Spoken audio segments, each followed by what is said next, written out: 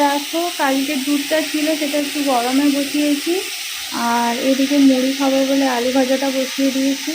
আর কালকের যে চিকেনটা ছিল সেটা একটু ইন্ডাকশানে বসিয়ে দিলাম যাতে গরম হয়ে যায়, কারণ কি প্রচুর তো গরম, আর খারাপ হয়ে গেলে তো খেতেই পারবে না। আর দাদু এই কুলগুলো আমার জন্য নিয়ে এসছে, এটা কি কুল বলছিল, পিয়াল না কি বলছে, এটাই নিয়ে এসছে। বনে গিয়েছিল, বন ডিউটি ছিল, সেখান থেকেই নিয়ে এসছে। যদিও আমি এটা কোনোদিন খাইনি এর আগে। চলো আলুটা ভাজা করে নিই, আলু ভাজা করে আমি আর ঠাকুন খাবো।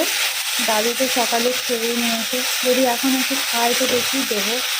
Morning everyone, welcome back to my channel. আমি পূজা, আশা করি তোমরা সবাই খুব ভালো আছো, সুস্থ আছো। আর প্রচুর তো গরম পড়েছে, আজকেও বিভৎস গরম, কিছুই ভালো লাগছে না। সকাল থেকে উঠে পর ঠাকুর চা করে রেখেছিল, চা খেয়েছি। আর বাড়িতে তো জানো কেউ নেই, আমরা 3 জন আছি। চা খাওয়ার পরে ঘর টরগুলো মোছামুছি করে তারপর স্নান করে পুজো করে তারপর সকালবেলা একটু মুড়ি খাবো বলে আলু ভাজা করলাম, আলু ভাজা করে মুড়ি খেয়ে আপাতত এখন একটু বসছি, তারপরে রান্নাবান্না হবে। তো চলো আজকে এখন থেকে ব্লগটা স্টার্ট করছি। সারাদিন আমি যা কিছু করবো তোমাদের সাথে শেয়ার করবো। গরমের মধ্যে রান্না করে বেশিক্ষণ থাকতে খুবই কষ্ট লাগে, তারপরে ভিডিও করতে অনেক বেশি কষ্ট হয়। তাই আজকে রান্নার শুরু থেকে আর ভিডিওটা স্টার্ট করা হয়নি, একদম শেষ পর্যায়ে এসে ভাবলাম যে আজকে একটু ভিডিওটা তোমাদের সাথে শেয়ার করি। আর আজকে আমি চিংড়ি মাছ রান্না করছি, যেটা দেখতে পাচ্ছ আমার খুব প্রিয় একটা খাবার। তো বাড়িতে এই প্রথমবার আমি চিংড়ি মাছের মালাইকারি রান্না করছি। আর এখানটায় আমি নারকেলের দুধটা অলরেডি আগে থেকে বের করে নিয়েছি, আর চিংড়ি মাছটাকে এখন মশলার সাথে কষিয়ে নিই। আসলে এদিকে খুব একটা বড় বড় চিংড়ি মাছ পাওয়া যায় না, আর যেটুকু পাওয়া যায় সেগুলো খুব তাড়াতাড়ি বিক্রি হয়ে যায় বাজারে যাওয়ার আগেই। আর যেহেতু একটু লেট করে বাজার যাওয়া হয় তার জন্য শেষ হয়ে যায়। তো সেই কারণে এখানটায় চিংড়ি মাছটা আমি সেভাবে রান্না করিনি, আজকে ফার্স্ট টাইম বিয়ের পরে আমি এখানটায় রান্না করছি, মানে শ্বশুর বাড়িতে। কলকাতাতে তো অনেকবারই করেছি, তাই ভাবলাম যে চলো আজকে একটু নারকেল চিংড়ি বানাই, মানে চিংড়ি মাছের মালাইকারি যেটাকে আমরা বলি। আর ঘরোয়া ভাষায় নারকেল চিংড়িই বলে থাকি, যে যেরকম পারে সেভাবেই বলে। তো অলরেডি দেখো আমার চিংড়ি মাছের মালাইকারি তো ফুটছে, হয়েও এসছে জাস্ট, আর একটু গ্রেভি গ্রেভি হলেই আমি নামিয়ে নেব। এই যে দেখতেই পাচ্ছ আমার চিংড়ি মাছের মালাইকারির ফাইনাল লুক। খুব একটা বড় নয় চিংড়িগুলো, আর একদম ছোটও নয়, তবুও ভাবলাম যে চলো একটু মালাইকারি করেই বাড়ির সবাইকে খাওয়াই। দেখো বন্ধুরা আজকে কি কি রান্না হয়েছে। দেখো মাছি বন্ধুরা চলে এসেছে খাওয়ার জন্য। এই যে হচ্ছে আম ডাল, আর এখানে আছে আলু ভাজা, সকালে ভাজা করেছিলাম মুড়ি খাওয়ার জন্য, কেউ খায়নি। আর এখানে আছে লাউ চিংড়ি, এখানে আছে কলমি শাকের ভাজা, আর এই যে হলো মালাইকারি। এটাই হচ্ছে আজকে লাঞ্চ, আর ভাত তো হয়েই গেছে। বন্ধুরা বাইরে শুধু একবার রোদটা দেখো কি পরিমাণে হয়েছে, বাপরে বাপ। এখন বাজে 11:30, কিন্তু রোদ এমন দিয়েছে মনে হচ্ছে যেন এটা দুটো 1:30 মতো বেজে গেছে। আমি বারান্দাটায় বসছিলাম, সেখান থেকে উঠে এসে ঘরটাতে বসলাম। দাদু এখানটায় বসে আছে, বিভৎস গরম, ভালো লাগছে না কিছুই। আর আজকে আমার রান্না বান্নাও কমপ্লিট হয়ে গেছে। আর কালকে যে দুধটা ছিল ওটা একটু দুধ গরম করেছি, এবারে দাদু ঠাকুর আবার গাড়িটা ধুয়ে নিয়ে এলে তারপর আবার দুধ গরম হবে। তো এখন আপাতত ভাবছি যে একটু শুই, ভালো লাগছে না, গরম লাগছে। আর সকালে উঠে তো আমার পুজো টুজো দেওয়াও হয়ে গেছে। তো চলো এখন আপাতত একটু রেস্ট নিই, পরে আবার তোমাদের সাথে দেখা হচ্ছে, ততক্ষণ সাথে থাকো। কি বলবো, কি গরম, থাকা যাচ্ছে না, পুরো অবস্থা খারাপ হয়ে যাচ্ছে। এই জন্য আমি এখন দেখো এই একটা বড় স্কিপটা নিয়ে এইভাবে গামছার মধ্যে ভালো করে জড়িয়ে এখন একটু এই মুখে লাগাচ্ছি। কেন কি আমার না চোখ মুখগুলো যেন কেমন একটা জ্বলছে।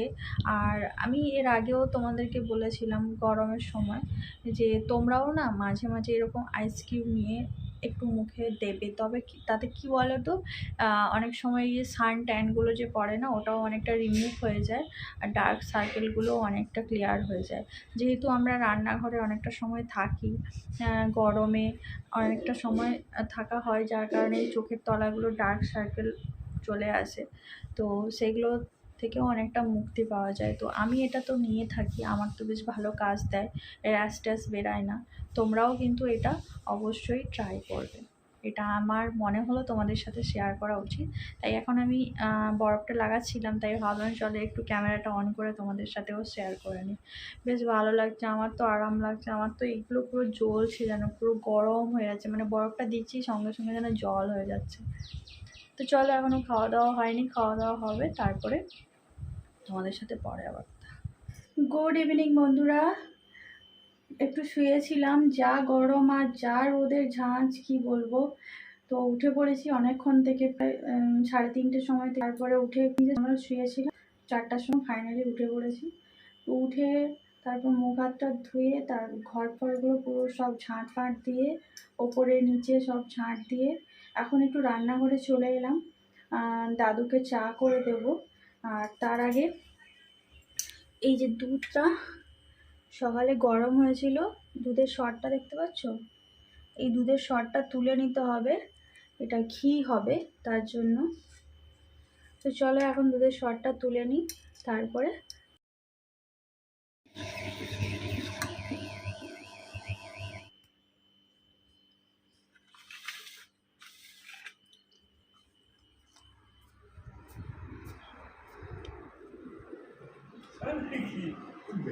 ধরুন। হ্যাঁ, আচ্ছা। আদরি বেবি, কি খাচ্ছ তুমি? কত বড় হয়ে গেছে দেখো, মায়ের দুধ খাওয়া ছেড়ে দিয়ে খড় খাচ্ছে। এগুলোকে এখানে পুয়াল বলে, পুয়াল। আমাদের ওখানে ধানের শীষ বলে। বেবি,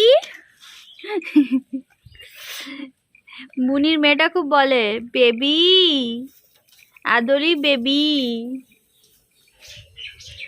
এই যে আদরির মাসি, আদরি বেবির মাসি এখন খাওয়াতে ব্যস্ত। একটু বাইরের দিকে বেরোলাম হাওয়া খেতে, ওদিকে গরুর খাবার হচ্ছে ঘাঁটাঘাঁটি। এই জামরুল গাছটাতে কত ফুল এসেছিল, সব ঝরে গেছে। আর এই দেখো সব ঝরে পড়ে গেছে গো। এখন আমি চলে এসেছি আমাদের সেই বিখ্যাত সবজির বাগানে। একটু ঘুরে ফিরে দেখব কিছু সবজি তোলার মতো হয়েছে কিনা। বাড়িতে তো কেউ নেই, তাই দেখার মতো কেউ নেই, তাই ভাবলাম আমি একবার ঘুরে আসি একটা চক্কর দিয়ে। চলো দেখা যাক কি কি হয়েছে, বেড়েছে কিনা। ও বাবা দেখো গো, দেখো কচি শশা ধরেছে গো।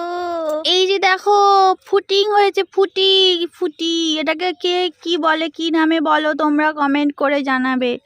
এর গাছটা আর ফুলটা দেখে নাও, সবে মাত্রই একটা ধরেছে। আরে একটা নয় গো বন্ধুরা, এখানে লাইন বেঁধে হয়েছে গো। কচি ক্ষীরে চিড়ে নুন, এই যে দেখো 3টে 4টে 5টা, এই যে ভেতরে একটা 6টা, আর এই যে একটা 7টা, এই যে একটা 8টা।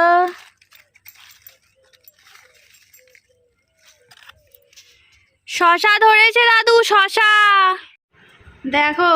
এতক্ষণ বাগানে আমি আর দাদু ঘুরে ঘুরে 3টে ঝিঙে 3টে বরবটি নিয়ে এলাম।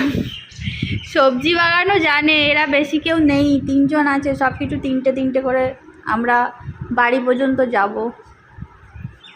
চলো এখন হাতটা ধুই, গরম লাগছে প্রচুর। বন্ধুরা এই ফুলটা তোমরা এর আগে কোনোদিন দেখেছো? এটা হচ্ছে কি বন রসুন, বন রসুন একটা হয়, সেই গাছেরই ফুল। দাদু নিয়ে এসে দিয়েছিল সকালে আমাকে। বাবা দেখে নিন, আপনার ফুল গাছে জল দেওয়া হয়ে গেছে, সব ফুল গাছে জল দিয়ে দিয়েছি। লঙ্কা গাছ, বেশি বেশি করে জল দিয়েছি, প্রচুর রোদ আর গরম, গাছগুলো সব ঝিমিয়ে অবস্থা খারাপ হয়ে যাচ্ছে। এই যে দেখো, আখের গুড়, কর্পূর, ঘি দিয়ে ফোটানো হচ্ছে। তোমাদের দাদাভাইয়ের জন্য নিয়ে যাব। আমাদের বাড়িতে সবাই গুড় খেতে খুব ভালোবাসে, আর সারা বছর গুড় খায়। ভাতে, মুড়িতে, রুটিতে, সবেতেই গুড় খায়। হ্যাঁ, ঠাকুমাও খায়, বাবাও খুব খায়। হুম, ঠাকুনও খায়, দাদুও খায়। এখন চলে এলাম রাতের ডিনার করতে, আর আজকের ডিনারটা কাকিমাদের বাড়িতে আমাকে খাওয়াচ্ছে। আর এখানটায় আমাদেরই বাড়িতে খাওয়া হচ্ছে। কাকিমা সব কিছু গোছগাছ করে এখানটায় সাজিয়ে গুছিয়ে নিয়ে চলে আসছে। আমি, কাকু, কাকিমা, ঠাকুন, দাদু সবাই খেতে বসে গেছি। তো ডিনারটা করে নিয়ে তারপর তোমাদের সাথে দেখা হচ্ছে। খাওয়া দাওয়া করে এখন চলে এলাম শুতে। আর আজকে তো রান্না বান্না বাড়িতে কিছুই হয়নি। তোমাদেরকে বলেছিলাম বিকেলে যে যখন সন্ধ্যাবেলায় রান্নাবান্না করব তখন তোমাদের সাথে অবশ্যই শেয়ার করব। আর আজকে রান্নাবান্না করবো ভেবেছিলাম, কিন্তু কাকিমাদের বাড়িতে খাওয়া দাওয়ার কথা বলেছিল, তো তার জন্য কাকিমাদের বাড়িতেই খাওয়া হয়েছিল। তাই আর বাড়িতে রান্নাবান্না কিছুই হয়নি। সবাইকে বলেছিল, আমাকে, দাদুকে, ঠাকুরকে, সবাইকে। তো সেই জন্য আর রান্নাবান্না কিছুই হয়নি। এমনি টুকটাক যে কাজগুলো ছিল সেগুলোই করেছি। আপাতত খাওয়া হয়ে গেছে অনেকক্ষণ আগে। আমি একটু বসে বসে ভিডিও এডিট করছিলাম, তারপর ভাবলাম যে চলো ভিডিওটা আপাতত এন্ড করতে হবে। এন্ড করা তো ভুলেই যাই বাড়ি এলে আমি। আর খাওয়াটাও অনেকটা বেশি হয়ে গেছে। অনেক কিছু রান্না করেছিল কাকিমা, পটল ভাজা, আলু ভাজা, মাছের কারি, চিকেন করেছিল, চাটনি করেছিল। তো সব মিলিয়ে খাওয়া দাওয়াটা প্রচুর হয়ে গেছে। অনেকক্ষণ বসার পরে ভাবলাম যে এবার একটু শুতে হবে। তো চলো বন্ধুরা, আজকে ভিডিওটা কেমন লাগলো অবশ্যই কমেন্ট করে জানাবে। আর আজকেও আমি একা আছি, ওরা আজকে আসেনি, কালকে ওরা আসবে, সম্ভবত দুপুরের দিকে হয়তো চলে আসবে। তো আপাতত আজকের মতো টাটা, বাই বাই। দেখা হচ্ছে কালকে আবার নতুন একটা ব্লগের সাথে। ততক্ষণ জন্য তোমরা ভালো থাকো, সুস্থ থাকো। সবাইকে টাটা, গুড নাইট।